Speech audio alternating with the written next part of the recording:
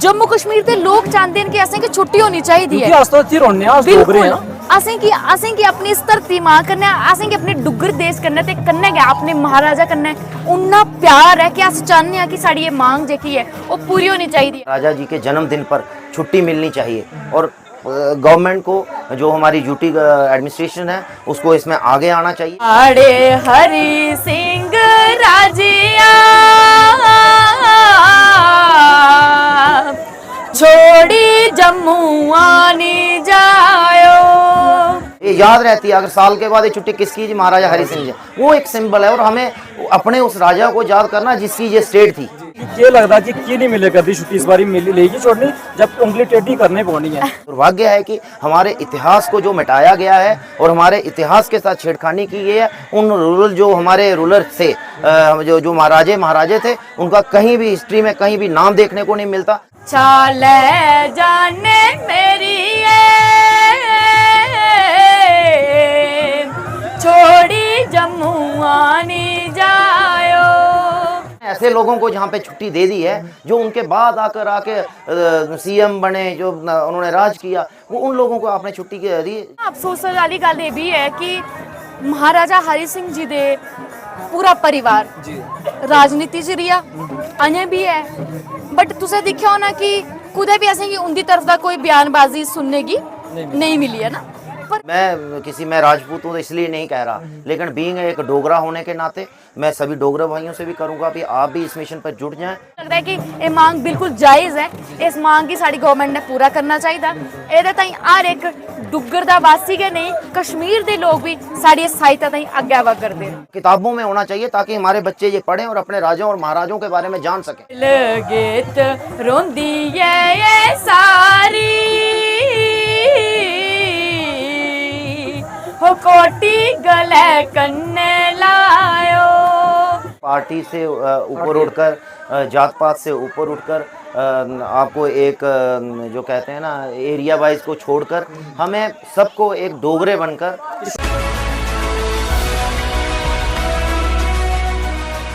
साड़े हरि सिंह राजिया छोड़ी जम्मू आनी जायो। अच्छा ले जाने मेरी छोड़ी जम्मू आनी जायो। खिल गीत रोंदी ये सारी हो कोटी गले कन्ने लायो। छोड़ी जम्मू आनी जायो।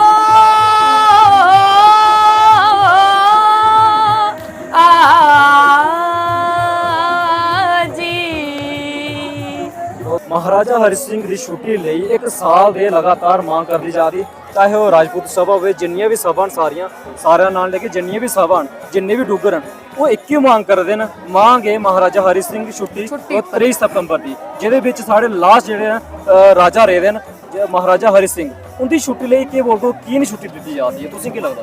अफसोस वाली गल ये भी है कि महाराजा हरि सिंह जी दे पूरा परिवार राजनीति च रिया अजें भी है, बट तुसें दिक्खेआ होना कि कुदै भी असेंगी उंदी तरफ दा कोई बयानबाजी सुनने की नहीं मिली है ना।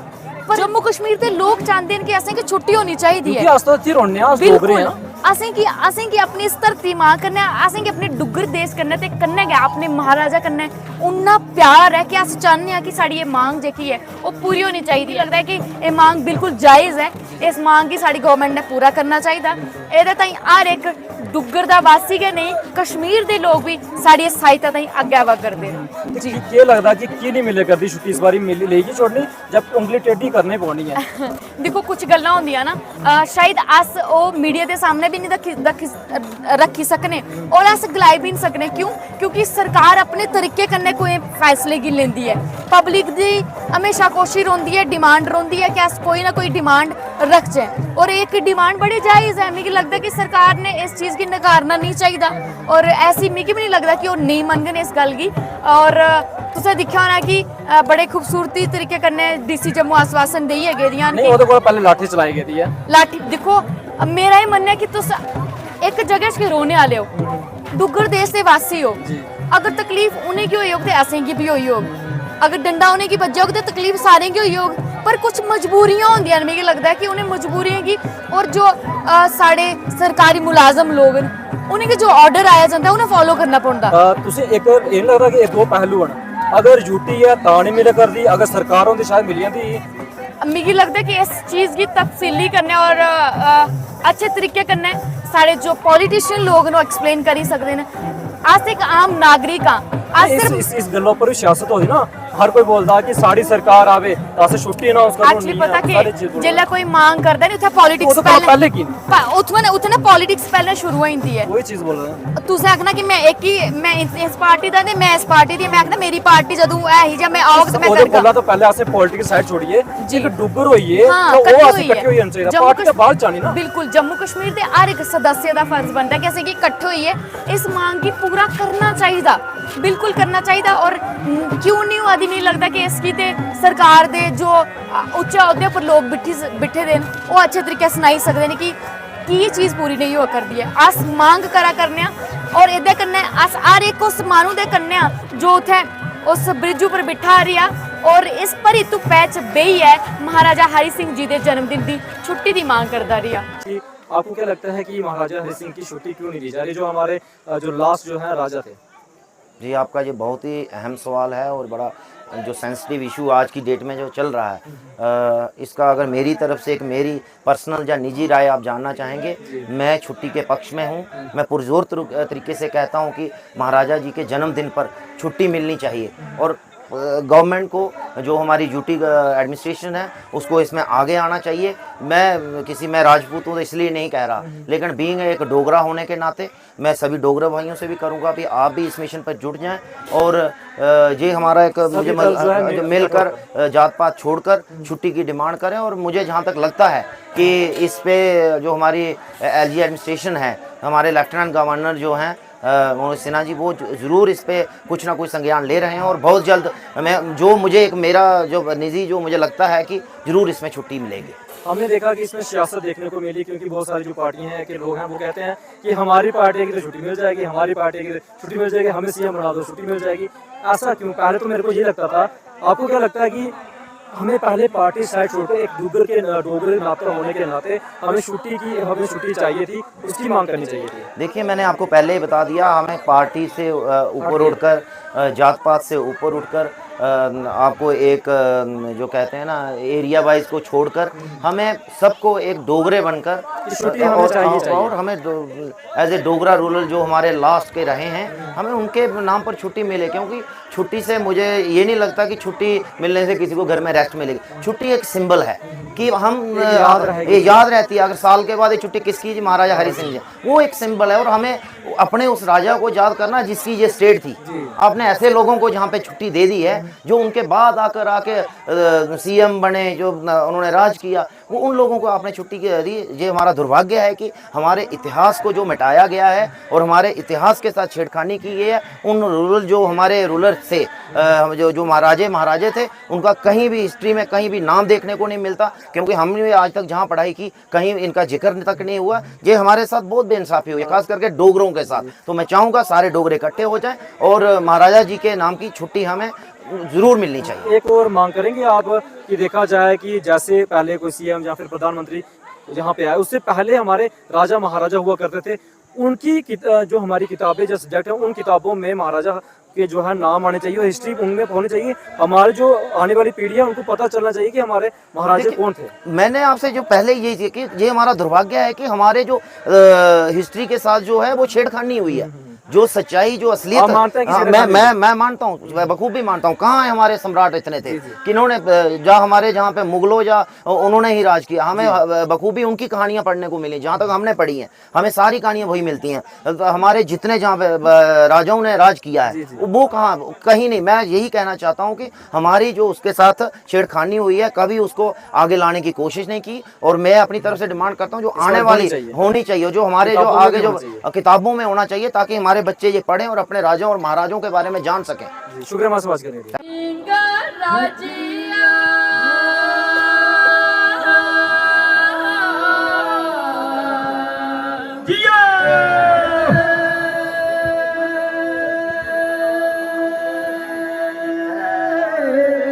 छोड़ी जमुआनी दाया अच्छा ले जाने मेरी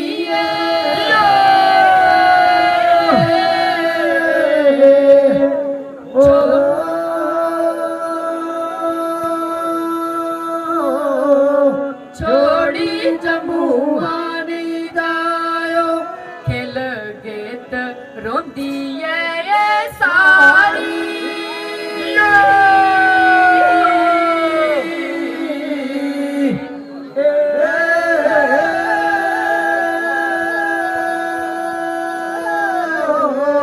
छोड़ी जमुआनी दायो इरख गए विरसाए साड़ा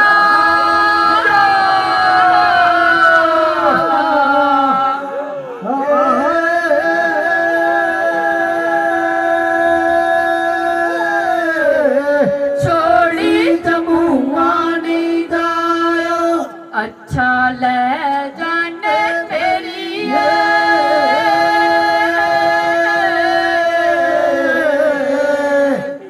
जाने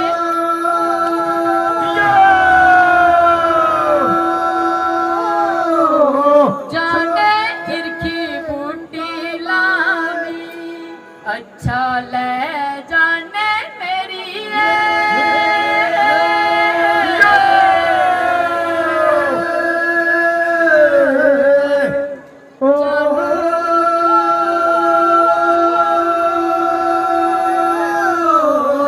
ओहो इरखी बूटी लानी